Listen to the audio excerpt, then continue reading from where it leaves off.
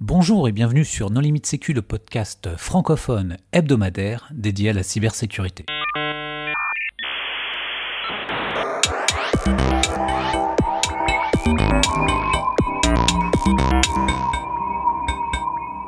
Alors aujourd'hui, nous allons parler de la startup Osterlab avec Alaeddin Mesbahi. Bonjour Alaeddin. Bonjour. Pour discuter avec lui, les contributeurs No Limit Sécu sont Hervé Schauer. Bonjour. Nicolas Ruff. Bonjour. Jean-Philippe Gaulier. Bonjour. Et moi-même, Johan Hulot. Alors, Alaeddin, en préambule, est-ce que tu voudrais bien te présenter ? Bien sûr, je m'appelle Alaeddin Mesbahi. Je suis ingénieur sécurité de formation. J'ai commencé ma carrière dans le domaine du test d'intrusion. Par la suite, j'ai travaillé sur la partie sécurité produit avant de rejoindre l'équipe Security Automation chez Google, où on était responsable du plus gros programme de scan de vulnérabilité au monde. Et c'est durant cette période où j'étais également durant mes années de pentester, où j'étais extrêmement frustré avec les scanners de vulnérabilité qui m'ont incité à créer Osterlab pour créer une nouvelle génération de scanners de vulnérabilité. Ah, alors les scanners de vulnérabilité. Mais des vulnérabilités sur quoi ? Osterlab, à l'heure actuelle, détecte des vulnérabilités et des risques privés qui affectent les applications mobiles. C'est le focus de notre plateforme et le problème qu'on essaie d'adresser. Alors, pourquoi c'est important de trouver des vulnérabilités sur les applications mobiles ? Parce qu'il y en a plein. Ouais, ça c'est une autre partie. En fait, les applications mobiles, c'est au-delà du fait qu'ils sont extrêmement prévalents, elles traitent de plus en plus de données extrêmement critiques, que ce soit des données financières, des données médicales, des données personnelles. Et le problème qu'on constate, c'est que le niveau de sécurité de ces applications est extrêmement insuffisant.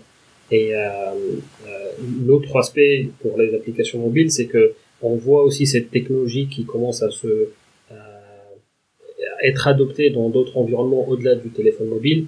On voit par exemple des voitures ou de l'IoT ou même des systèmes industriels qui adoptent la tech stack du monde mobile pour alimenter ces environnements. Alors, sur les applications web, on retrouve souvent des vulnérabilités type SQL injection, cross-site scripting. Est-ce qu'il y a une typologie de vulnérabilité qu'on va retrouver aussi dans les applications mobiles ? En fait, il y a plusieurs catégories de vulnérabilités qui s'appliquent au monde web, qui s'appliqueront au monde mobile, mais il y a d'autres qui ne s'appliqueront pas, et il y a plusieurs d'autres classes de vulnérabilités qui sont uniques au monde mobile. Pour prendre des exemples qui sont réels et qui ont exploités en dehors de carrière, qui sont uniques au monde mobile, et peut-être je peux revenir sur les autres cas. Par exemple, il y a des classes de vulnérabilité dans le monde Android qui s'appellent le task hijacking, qui permettent de prendre le contrôle de l'exécution d'une application mobile sur la partie affichage graphique, et qui étaient massivement exploitées en 2019 et en 2020, et il n'y a pas encore de rapport pour 2021, par des malwares bancaires. Il y a une hypothèse que généralement les gens ils posent, c'est que du moment qu'on a une application mobile avec des privilèges limités sur Android par exemple, il y a peu de choses qui peuvent faire. Et en réalité, il y a beaucoup d'astuces qui sont parfois peu connues, même s'ils ont été publics. Par exemple, dans le cas de task hijacking, ça a été la première fois que ça a été remonté, c'était en 2015, et c'est une classe de vulnérabilité qu'on détecte sur presque toutes les applications. C'est rare de ne pas en voir. Et bien sûr, il y a d'autres classes de vulnérabilité qui sont plus génériques, qui s'appliquent au monde web, mais qui sont en réalité plus critiques dans le monde mobile. Pour vous donner un exemple, par exemple, tout ce qui est secret et clés secrètes pour pouvoir s'interfacer avec des services. Une application web, généralement, pour que ces clés-là, en fait, leak, c'est soit, par exemple, parfois il y a des erreurs ou des stack traces, et on a, par exemple, la clé qui peut, par exemple, donner accès à des services de production, où ils sont mal configurés avec des accès qui peuvent permettre de leaker des informations. Dans les applications mobiles, très souvent on a accès au binaire. Soit ils arrivent avec le secret, soit en fait ils vont le récupérer du système, et dans beaucoup de cas ils vont avoir des clés avec des permissions dangereuses ou des clés qui doivent surtout pas exister dans des applications mobiles, où il y a d'autres où en fait ils doivent avoir des protections de type key penning pour se protéger contre un impact financier d'utilisation de ces clés-là par d'autres personnes, et c'est vous qui payez les factures. Et ça c'est pas spécifique uniquement au monde web, au monde mobile, mais c'est beaucoup plus dangereux et pour le monde mobile. Est-ce que tu peux nous expliquer comment ça se passe le task hijacking? En fait, c'est le task hijacking. Le task hijacking, ça a été, peut-être pour donner un peu l'historique et pour donner, le task hijacking a été remonté pour la première fois en 2015. C'est une fonctionnalité qui existe dans le monde Android qui permet de dire que mon application a une affinité à une autre application. Et ce qui se passe, c'est que, typiquement, le cas standard, c'est que, imaginez, vous avez Zoom qui se lance, mais vous voulez, par contre, une sorte de bouton qui va s'afficher par-dessus Zoom, qui est une application externe que vous avez téléchargée séparément, qui va vous permettre de lancer de l'enregistrement ou prendre une capture d'écran, faire une modification à l'application initiale. C'est le cas initial qui a été fait. Mais par contre, ce qui se passe et comment c'est exploité par les attaquants, c'est que du moment qu'ils arrivent à avoir un malware dans l'application, il y a plusieurs façons de le faire. Du moment qu'ils arrivent à un malware sur l'application, même s'il a zéro permission, il y a aucune indication qui dit que l'application en fait peut faire quelque chose. C'est au moment où ils cliquent sur l'application bancaire, c'est l'application malveillante qui s'affiche. Et les attaquants, généralement, ce qu'ils font, c'est qu'ils ont réimplémenté la partie login de plusieurs centaines d'applications bancaires, et c'est le login de l'application malveillante qui s'affiche. Et l'utilisateur s'authentifie sur l'application malveillante, et donc ils ont récupéré les identifiants, et il interagit avec l'application malveillante au lieu d'interagir avec l'application initiale. Donc c'est le scénario qui est très massivement utilisé par les malwares bancaires en exploitant cette vulnérabilité. Donc parmi tout ce que fait ton application, elle évite de faire fuiter des secrets.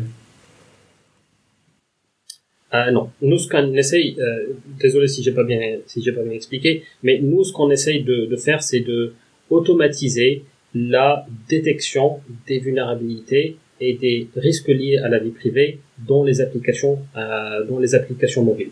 On essaye surtout de traiter, en fait, quand il s'agit des applications, pour en fait expliquer ce qu'on fait, il est peut-être important d'expliquer en fait les problèmes qu'on essaie de traiter. Il y a principalement un problème qui est lié à la complexité de ces plateformes et le manque d'outillage pour auditer un environnement mobile.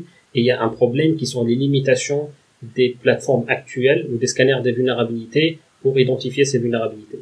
Pour le premier problème, qui est le problème de complexité de ces environnements, nous, ce qu'on propose, c'est une plateforme qui est complètement automatisée pour auditer une application mobile et pour comprendre sa surface d'attaque et les risques liés à la vie privée. Et on propose des outils qui permettent de faciliter une analyse humaine manuelle pour comprendre ce que fait une application. Une application mobile, c'est des centaines, de plus en plus, parfois c'est des centaines de mégas, c'est plusieurs centaines de dépendances, et donc c'est extrêmement complexe pour comprendre ce que peut faire une application. Et le deuxième problème, qui est l'approche actuelle des scanners de vulnérabilité, c'est que tous les scanners ont une base de connaissances qui sont des règles écrites manuellement. C'est une approche qui scale pas au nombre de vulnérabilités qui existent, et c'est une approche qui est source d'erreur. Il y a le problème des faux positifs et des faux négatifs qu'on connaît tous. Et nous, le problème qu'on essaie d'adresser, c'est avec une base de connaissances qui est générée automatiquement et qui permet de voir une très haute précision, qui est à la fois mesurable et modulable.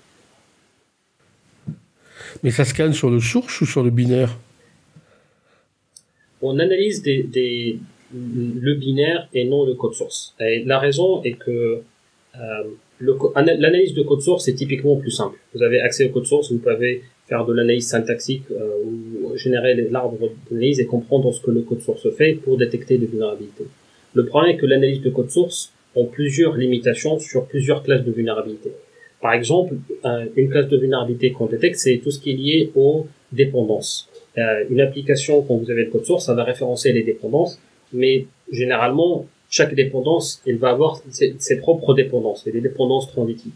Et parfois, ces dépendances, on ne saura la version utilisée qu'au moment de la compilation. Et donc, potentiellement, remonter exactement quelle est la version utilisée est difficile, voire impossible. Parce que ça, c'est vraiment au moment de la compilation que la version a été définie. Quand on analyse le binaire, on a tout qui est compilé dans l'application. On peut identifier exactement toutes les dépendances qui se trouvent et on peut identifier si jamais il y a une vulnérabilité qui affecte une certaine dépendance de façon exacte. Et pareil pour tout ce qui est, par exemple, des librairies externes. Si vous avez accès uniquement au code source, potentiellement c'est difficile d'identifier des vulnérabilités dans des dépendances externes si vous les avez pas. Et surtout si vous avez que la librairie et vous n'avez pas le code source.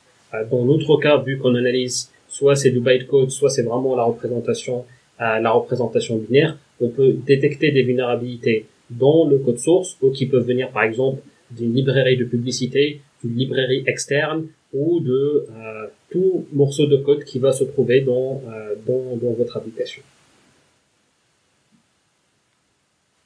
La base de connaissances qui s'auto-alimente par apprentissage, comment elle a été démarrée au départ? C'est-à-dire comment elle a été démarrée? C'est-à-dire qu'est-ce qui a motivé sa création? Mais au départ, il a bien fallu mettre un certain nombre de règles pour le scanner détecte des vulnérabilités classiques. Ok, je vais essayer pour être sûr de bien comprendre, je vais essayer de répondre, mais si ma réponse n'est pas exactement ça, vous me corrigez. En fait, notre approche pour créer la base de connaissances qui permet d'identifier automatiquement la règle. Pour contraster ça avec l'approche actuelle, si je prends par exemple une exécution de code à distance, si vous voulez l'identifier, généralement l'approche actuelle, c'est que vous avez un payload qui va s'exécuter sur la machine et vous allez avoir un callback, un shell qui vous dit que la vulnérabilité existe. Le problème potentiellement dans les environnements entreprises, ou la plupart maintenant des environnements, vous avez un firewall qui va bloquer le trafic sortant. Et donc ce payload ne marchera pas, vous devez soit l'améliorer ou en créer d'autres, ou créer un autre. Une autre approche, vous allez potentiellement créer un payload qui va calculer une certaine valeur magique qui va s'afficher. Et on a eu des cas, par exemple, en prod avec cette approche, vous allez avoir cette valeur qui commence à liquer dans des fichiers de log que vous pouvez y accéder. Vous essayez, quand vous crawlez un site web, vous accédez à ces fichiers de log et vous allez incorrectement remonter la vulnérabilité. Ou il y a aussi le cas qui est très commun, c'est que le payload, en fait, il va passer par plusieurs systèmes intermédiaires, il y a de l'encodage, il y a de la transformation, et le payload ne fonctionnera pas au moment, en fait, il arrive au site web. Et donc, il faut encore un autre payload qui marche pour ces cas-là. Nous, notre approche pour adresser ça est qu'en fait, on a un jeu de test qui liste les classes de vulnérabilité qu'on adresse dans plusieurs contextes, avec plusieurs encodages, avec plusieurs limitations. Et ce jeu de test, il y a des algorithmes qui vont générer des centaines de milliers de payloads qu'ils vont lancer sur ces environnements, collecter des attributs et générer un arbre de test qui permet de représenter la globalité des vulnérabilités. Et donc, on part d'un jeu de test d'applications vulnérables et non vulnérables et on génère un arbre de test qui est extrêmement compressé pour représenter de façon exacte et pour détecter la globalité des classes de vulnérabilité qu'on a dans ce jeu de test. Donc notre point de démarrage, c'est le jeu de test qui contient ces applications vulnérables.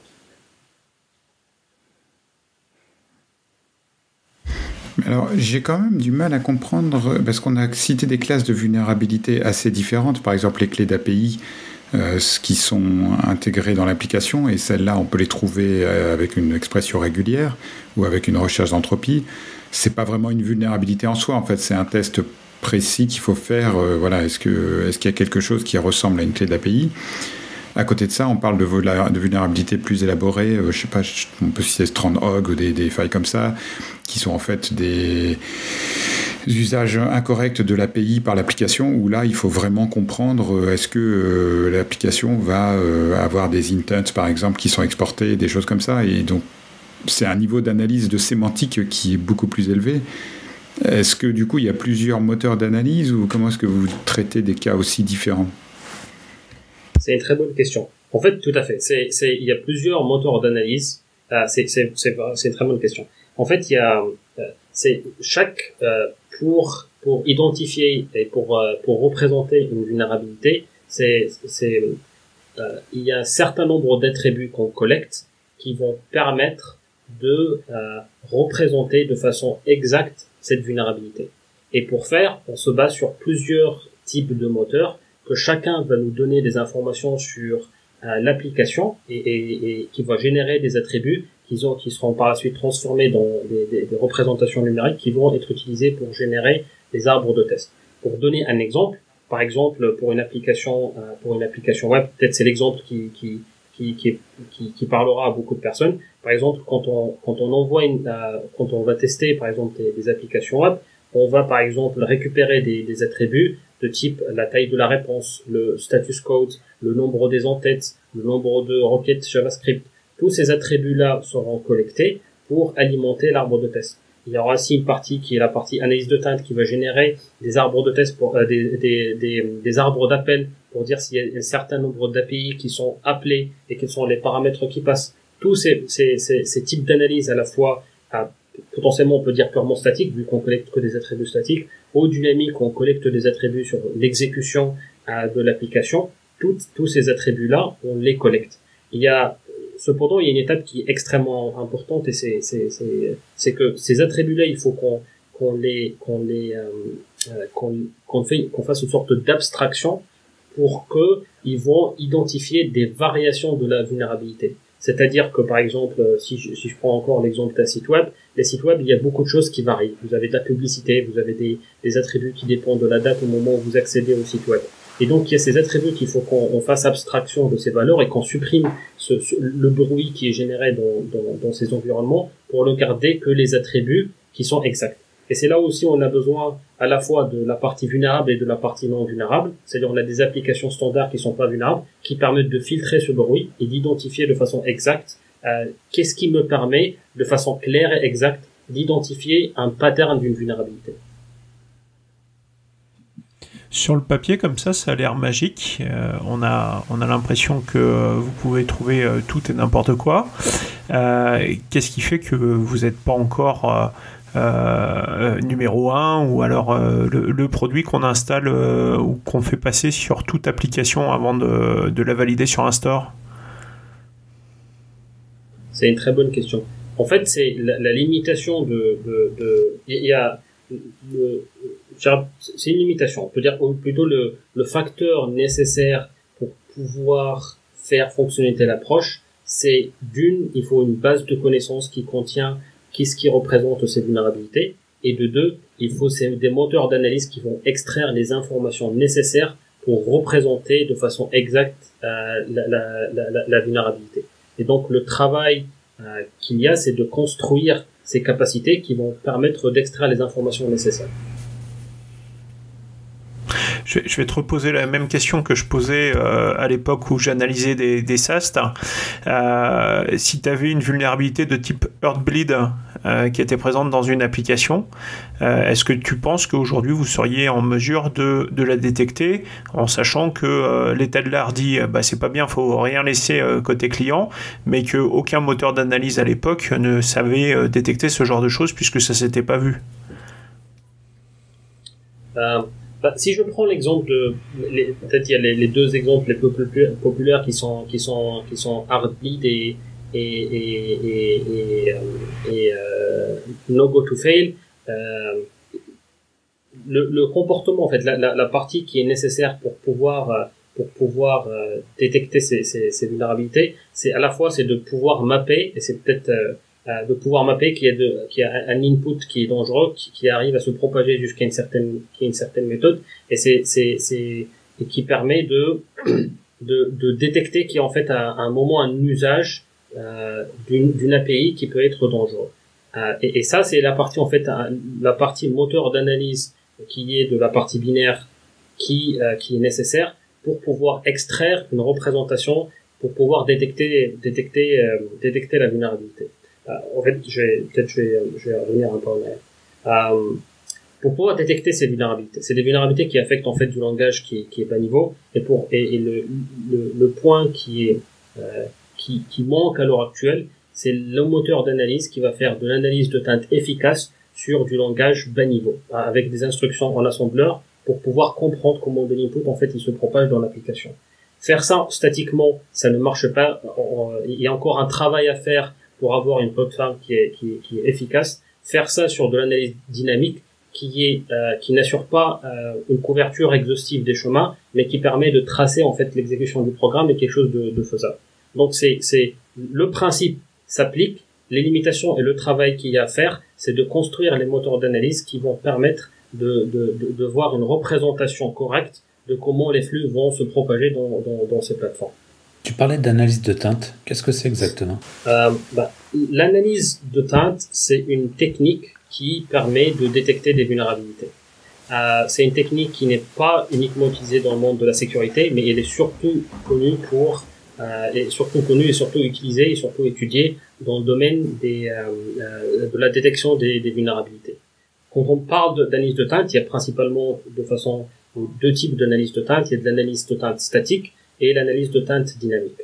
L'analyse de teinte statique, qui est beaucoup plus complexe à implémenter et exhaustive, et qui consiste à prendre chaque chemin d'exécution et de évaluer comment des valeurs dangereuses, comment des constantes dangereuses vont se propager dans un programme, pour identifier que par exemple j'ai une valeur qui vient par exemple d'une requête GET ou qui vient d'un IPC qui peut être déclenché par un utilisateur et qui va atteindre une méthode qui peut déclencher une injection SQL. Et là, il faut dans la complexité, la difficulté sur la partie statique, c'est le nombre de chemins d'exécution qu'il faut analyser pour pouvoir avoir une représentation exhaustive d'un programme. L'analyse de teinte, qui est beaucoup plus simple à implémenter mais qui est moins exhaustive, consiste en fait à garder une trace des différents inputs au moment où on trace un programme et de voir comment ces inputs ils vont se propager dans le programme et jusqu'au moment où on atteint par exemple des points d'intérêt, que ce soit une méthode dangereuse ou un point où on veut par exemple résoudre une condition pour passer l'exécution et on trace à chaque fois cet input là où est-ce il est propagé. Il y a plusieurs façons de faire et chacune ont leurs avantages et leurs inconvénients, que ce soit de couverture ou de performance. Et le résultat, qu'est-ce que c'est? C'est graphique? C'est un score? Comment il se matérialise? Oui. En fait, pour l'analyse statique, ça génère ce qu'on appelle un graphe de teinte. Un graphe de teinte, c'est que vous avez par exemple une fonction A qui appelle une fonction B qui appelle une fonction C. Et par exemple la fonction C va appeler une méthode qui exécute du code, la fonction A va appeler la méthode B, et la méthode A va appeler la méthode C, et la méthode A va appeler la méthode B avec un input qui est dangereux. Et donc à la fin, si on analyse la teinte de la méthode A, on va avoir un graphe qui dit qu'on a input dangereux qui arrive à l'API pour exécuter du code. Et c'est là, par la suite, il y a la partie, c'est la représentation qui a été générée par le moteur d'analyse qui est l'analyse de teinte. Et après, on prend ça et par-dessus, il y a les règles. C'est pour ça que les scanners de vulnérabilité, ils ont deux parties. Il y a les parties moteur d'analyse, et généralement les outils, ils ont qu'un ou deux, généralement. Et il y a la partie règles. Et donc, les moteurs d'analyse génèrent des représentations intermédiaires, et les règles vont utiliser ces représentations pour dire que si j'ai input dangereux vers méthode exécution sur le premier paramètre, donc j'ai une injection de code. Ça marche aussi bien sur iOS qu'Android.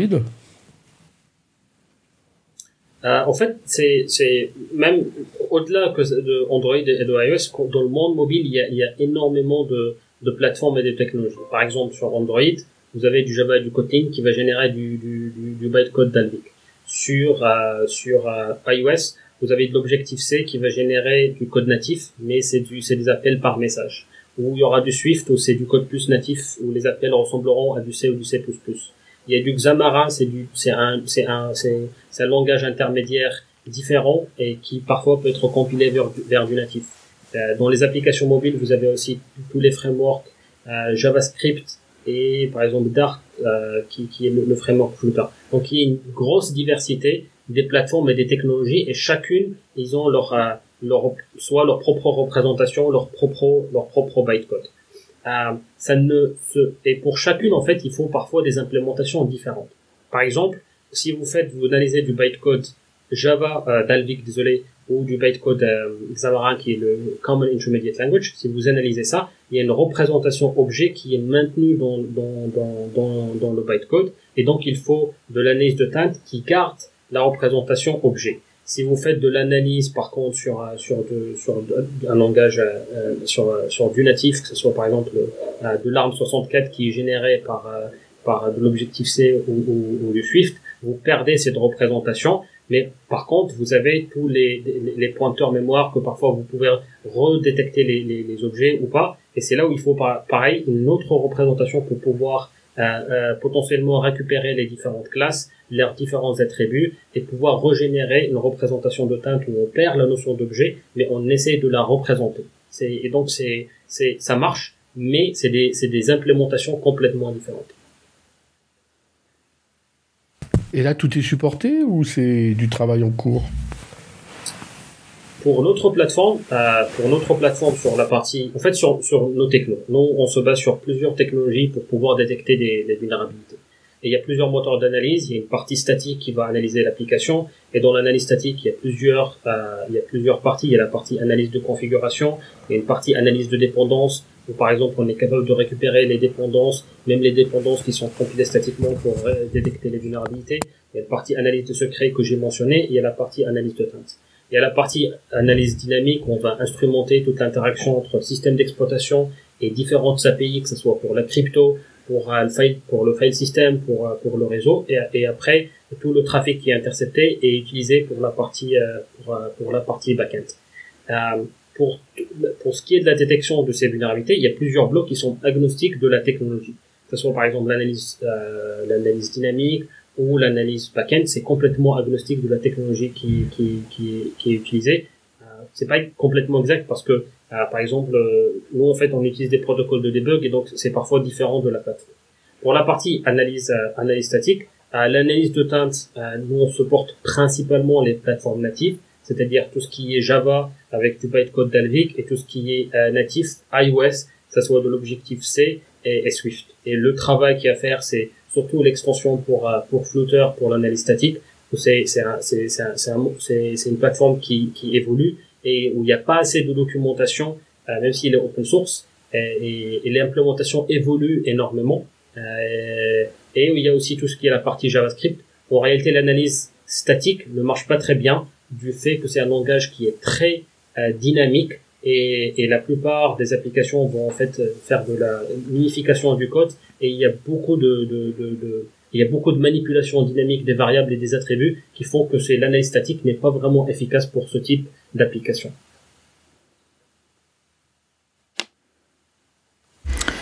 Je reviens à la question de Johan parce que effectivement je me posais la même. Tu fais une analyse de teinte très profonde, tu trouves une ligne de code qui contient potentiellement une vulnérabilité. Qu'est-ce qui est affiché à l'utilisateur final? Est-ce que c'est un opcode Dalvik? Est-ce que c'est un offset dans l'APK? Est-ce que c'est un extrait de code source décompilé? Et comment est-ce que la personne qui reçoit la faille peut après en faire quelque chose et procéder à une correction ou identifier l'endroit dans le code source d'origine ou dans la dépendance où se trouve la faille? C'est une très bonne question. En fait, quand on fait de l'analyse de teinte, dans les premières versions, en tout cas de notre implémentation, ça générait un graphe de teinte et ça remontait exactement qu'il y a un input qu'on n'arrivait pas nécessairement à tracer vers un output qu'on sait qui se trouve où pour remonter la vulnérabilité. L'implémentation actuelle qu'on a, elle est capable au moment où on propage la teinte, de savoir par où la teinte s'est propagée, qui garde une trace des différentes méthodes qui étaient appelées. Et au moment en fait où on génère et on remonte une vulnérabilité, il y a un travail de reconstruction du code source. Enfin, c'est de la décompilation des fonctions qu'on a traversées pour dire que la teinte se propage de la méthode A qui appelle la méthode B qui appelle la méthode C. Et voici en fait comment c'est quoi la valeur qui s'est propagée entre la source et le résultat. Et donc on est capable de donner une explication, une représentation humaine utilisable pour comprendre où se trouve la vulnérabilité et quelle est la source de l'input qui a déclenché la vulnérabilité. Et ça ne nécessite pas d'option de compilation particulière, parce qu'en Java, tu peux compiler, on va dire, en mode debug, et ce qui inclut par exemple les numéros de ligne du programme d'origine dans la sortie du Java compilé. Là, c'est pas nécessaire dans ce cas-là. On peut travailler avec une application compilée en mode prod optimisé, et on aura quand même la détection et la remontée de la faille. Ouais. En fait, la représentation du code source qu'on génère à l'heure actuelle, c'est une décompilation du code qu'on a analysé. Dans beaucoup de cas, c'est très proche du code initial, mais dans quelques cas, c'est pas nécessairement, c'est pas vraiment exact. Ça ne ressemblera pas exactement au code source qui est initial. C'est tout ce qui est, par exemple, quand vous avez des classes, par exemple, si je prends le cas du Java, par exemple, si vous avez une classe qui est inline dans une autre classe, l'utilisateur, ce que initialement il va voir, c'est le nom de la classe dans une autre classe. Quand le code source il est compilé, en fait, il y aura des dollars qui vont ajouter pour dire que c'est une classe qui est inlinée à d'autres. Il y a des outils, en fait, même open source qui arrivent à décompiler, à avoir une représentation plus lisible de ce code, chose qu'on n'a pas à l'heure actuelle. Mais ce qu'on a, c'est une représentation qui est suffisante pour comprendre où se trouve la vulnérabilité, même si l'application, en fait, il y a de l'obfuscation et le code il est compilé. Par contre, si en fait il y a par exemple de l'obfuscation, vous allez perdre le nom des fonctions, vous n'allez voir que les noms obfusqués, ce qui potentiellement peut affecter la compréhension. Et c'est là où on a besoin de source map pour mapper et représenter correctement à quoi ça correspond.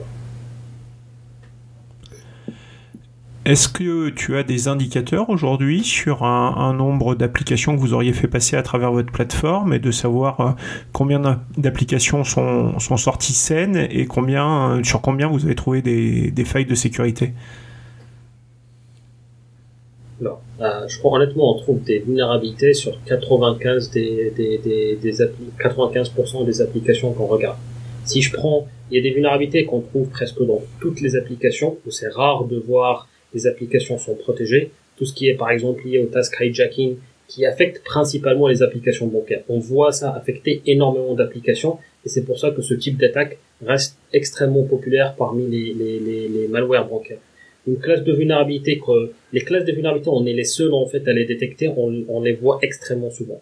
Par exemple, un problème qu'on voit très souvent et qu'on avait remonté sur quelques applications très connues, c'est tout ce qui est les dépendances statiquement compilées, que ça soit par exemple un problème qui est très commun, c'est que les applications mobiles, souvent ils vont avoir des librairies qui vont compresser l'image pour s'assurer qu'au moment où elle est affichée, elle va pas prendre beaucoup de ressources et ça va pas faire laguer le device.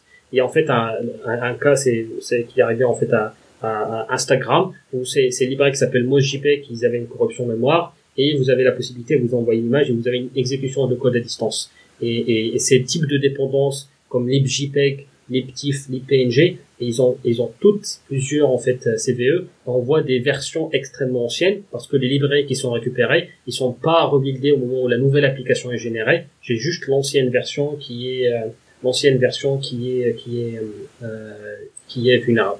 Les autres classes de vulnérabilité qui commencent en fait à devenir, qui sont plus complexes et plus critiques, affectent plus l'application est complexe, plus en fait la surface d'attaque est naturellement grande et plus les vulnérabilités sont critiques. Par exemple, encore un autre problème qu'on voit très souvent, c'est lié aux clés secrètes et surtout tout ce qui est surfacturation des clés. Beaucoup d'applications vont avoir des clés qui ont beaucoup de permissions et vous pouvez l'utiliser et qui n'implémente pas de key pinning et vous pouvez récupérer et c'est vraiment le fournisseur ou c'est la personne qui a créé cette application qui va payer la facture. Et pour nos développeurs, ils ont aucun moyen ou difficilement un moyen pour tracer qu'est-ce qui est arrivé en fait, quelle est la source de la facturation. Et il y a même des applications par des fournisseurs très connus qui ont ce problème.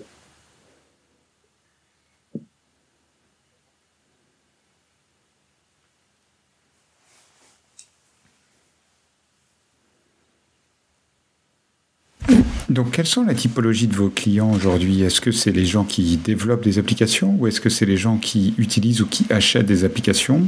Ou est-ce que c'est, on va dire, vous auditez de manière sauvage des applications des stores ou est-ce que vous vous mettez en relation avec les éditeurs des stores? Enfin, qui est le consommateur final du produit? On a en fait 4 cas, on a 4 use cases de nos utilisateurs. Il y a le cas standard, c'est des entreprises qui développent leur propre application et généralement il y a des équipes sécurité qui doivent gérer un environnement assez large, que ce soit des environnements cloud ou des sites web et aussi des applications mobiles. Et généralement ils ont entre 2 jusqu'à plusieurs centaines d'applications mobiles, entre des applications mobiles internes et des applications mobiles externes. Et généralement, ils ont une cadence de release qui est par application entre 1 à 2 fois par mois. Et s'ils veulent en fait auditer chaque release manuellement, ça coûtera extrêmement cher. Ils trouveront pas assez de personnes pour le faire, et donc c'est pas nécessairement efficace. Et donc le besoin qu'ils ont, c'est de monitorer de façon continue chaque release pour s'assurer qu'il n'y a pas de vulnérabilité qui est introduite, et en même temps pour s'assurer que les applications qui sont déjà dans le store, qu'il n'y a pas de vulnérabilité qui peut s'introduire. Par exemple, vous avez une vieille dépendance et une nouvelle vulnérabilité qui est connue et vous voulez en être sûr. Donc ça, c'est un use case. Le deuxième use case, c'est des entreprises qui font du test d'intrusion et ils ont besoin d'un outil qui va couvrir de façon automatisée l'ensemble des vulnérabilités qu'on détecte. Moi, j'ai mentionné qu'en fait, à la fois on fait la partie détection automatique, mais on propose un meilleur outillage pour analyser les applications. Par exemple, un des principes, c'est que toutes les analyses qu'on fait, on les persiste et on les représente d'une façon humaine pour analyser. Que ce soit l'analyse de feinte, le trafic intercepté, les API qui sont appelés, le flux d'appels qu'il y a dans les applications, la liste des API dangereuses. Toutes ces fonctionnalités sont accessibles dans la plateforme et une personne qui veut faire un audit, il peut à la fois se baser sur les résultats automatiques et pousser l'analyse à travers l'environnement. Donc ça, c'est un deuxième use case. Le troisième, c'est le cas de compliance. Il y a plusieurs régimes de compliance, comme par exemple le PCI ou FedRAMP ou même en fait GDPR qui ont un requirement pour faire un audit continu et qui ont besoin de tester l'application de façon continue et s'assurer qu'ils vont corriger les vulnérabilités dans les délais qui sont conformes à la réglementation. Le quatrième cas qui est assez qui vraiment diffère des quatre cas. En fait, nous on couvre à la fois la partie sécurité, mais on couvre aussi la partie vie privée, la partie privacy des applications. Donc on a des organisations type CNIL en France qui souhaitent auditer les applications qui sont massivement utilisées dans une région pour s'assurer qu'ils sont conformes à la réglementation de la vie privée dans la région. Par exemple, s'assurer qu'ils vont pas collecter des données privées, qu'ils vont pas leaker des informations privées dans le téléphone. Et une pratique qu'on voit énormément, et surtout par des SDK de pub, c'est que par exemple ils vont collecter des informations très critiques, comme par exemple une pratique qui est très courante et qui est rarement documentée, c'est tout ce qui est la liste des endpoints Wi-Fi que vous avez à côté. Et ça leur permet par exemple de tracer votre présence et faire des liens sociaux entre les différentes personnes à travers ces informations. Si vous êtes connecté au même réseau, aux mêmes bornes Wi-Fi et vous avez les mêmes bornes à côté, potentiellement je peux savoir que vous habitez à la même maison. Et ça, par exemple, c'est des choses qu'on récupère et que eux ils utilisent pour détecter, pour détecter les applications qui ont des comportements qui respectent pas la vie privée des utilisateurs. Aujourd'hui, votre plateforme elle est uniquement disponible en SaaS, on peut l'avoir on-premise. Comment ça se passe ? À l'heure actuelle, notre plateforme est principalement accessible en SaaS. C'est une plateforme où le but est de faciliter la vie des développeurs et des auditeurs. Ils peuvent uploader une application et au bout de quelques heures, ils ont un rapport qui va leur remonter toutes les vulnérabilités qu'on a détectées. Il y a un déploiement qu'on a pour quelques cas pour de très larges organisations type Desert qui veulent tester un très gros nombre d'applications et potentiellement il y a des besoins de confidentialité sur le type d'application qu'ils auditent. Et pour ces rares cas, il y a du déploiement on-prem pour pouvoir tester ces applications. Mais le déploiement standard, c'est une solution SaaS pour auditer les applications. Et est-ce que vous avez des procédés de POC ou de tests, d'évaluation? Comment ça se passe? En fait, on a une plateforme communautaire qui est à l'heure actuelle utilisée par plus de 3000 personnes dans plusieurs bug bounty hunters qui auditent des applications et qui a été en fait utilisée pour remonter plusieurs vulnérabilités critiques. Une qu'on avait remontée, qui a fait la une, c'est la dependency confusion qu'on avait détectée dans plusieurs applications extrêmement critiques et qui a été remontée par cette personne. Et donc ça c'est une plateforme qui est accessible et qui détecte déjà plusieurs classes de vulnérabilité. Elle fait que la partie analyse statique sur une partie de l'application, ça permet pas de faire une couverture, mais ça détecte vraiment un gros volume En fait, à l'heure actuelle, on détecte plus de 250 classes de vulnérabilité, et la base de connaissances pour les dépendances vulnérables, on a plus de 100 000 dépendances plus de 100 000 CVE pour des dépendances vulnérables qui sont référencées dans notre base, et une bonne partie de ces vulnérabilités sont déjà remontables sur la partie analyse statique. L'analyse dynamique et l'analyse back-end permet de pousser encore plus l'analyse et d'assurer qu'il n'y a pas de faux positifs à travers la confirmation avec l'analyse dynamique, et surtout de couvrir la partie back-end où on peut trouver d'autres classes de vulnérabilité qui sont plus critiques, tout ce qui est par exemple des S3, des paquets S3 vulnérables, des injections SQL, des XXE. Ceux-là, en fait, ils seront pas couverts par la partie communautaire. Mais est-ce qu'il y a moyen de, par exemple, si moi je développe une application mobile et je veux évaluer votre solution, est-ce que, donc j'ai compris qu'il y avait un certain nombre de fonctionnalités qui étaient ouvertes à tous, mais est-ce qu'il est possible de tester le panel complet des fonctionnalités qui sont disponibles? Tout à fait. En fait, on fait des POC avec nos utilisateurs et nos partenaires, où c'est un POC standard où on audite, on lance complètement la plateforme sur l'application, et à la fin on revoit. Généralement, il y a plusieurs classes de vulnérabilité qui peuvent parfois être par des gens qui sont pas du domaine ou qui connaissent pas les classes de vulnérabilité mobile. Par exemple, le task hijacking, il faut parfois, c'est pas nécessairement connu par tout le monde, où on reparcourt en fait la liste des vulnérabilités remontées et on essaie de les expliquer. Donc tout à fait, c'est possible de faire un POC avec nous et de tester l'ensemble des fonctionnalités de la plateforme. Et comment est-ce qu'on peut vous aider? Oui, aujourd'hui au Store Lab, ils cherchent quoi? Ils cherchent plus de clients, ils cherchent à recruter, ils cherchent des investisseurs. On cherche tout ça. On cherche.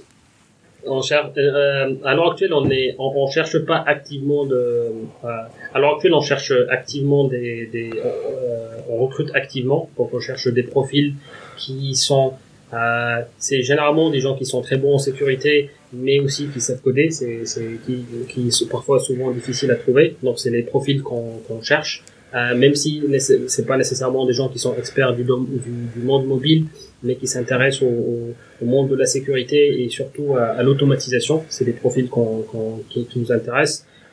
Notre plateforme à l'heure actuelle, comme j'ai dit, il y a une plateforme communautaire qu'on travaille activement à la développer. Il y a beaucoup de nouvelles fonctionnalités qu'on va proposer qui focalisent sur la communauté. On a à peu près maintenant 3000 personnes et ça continue de grandir de plus en plus rapidement. Et bien sûr, pour chaque société, on a aussi besoin de clients pour pouvoir grandir, pour pouvoir recruter et pour pouvoir continuer à améliorer le produit et à répondre encore mieux aux besoins de nos utilisateurs et améliorer la sécurité du monde mobile, mais pas uniquement.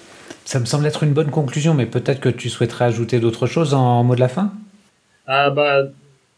Principalement, merci pour l'invitation. Peut-être le mot de la fin, c'est que si vos auditeurs ils sont intéressés de nous contacter ou de nous suivre, il y a notre compte Twitter qui est @storelabsec. S'ils veulent nous suivre, on essaye d'organiser ou de publier le plus souvent possible du contenu technique et non technique dans le domaine de la sécurité mobile et web.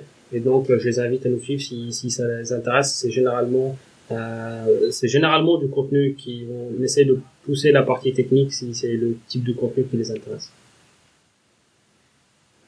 Bon, Alaïdine, merci beaucoup d'avoir accepté notre invitation. Merci aux contributeurs. Chers auditeurs, nous espérons que cet épisode vous aura intéressé. Nous vous donnons rendez-vous la semaine prochaine pour un nouveau podcast. Au revoir.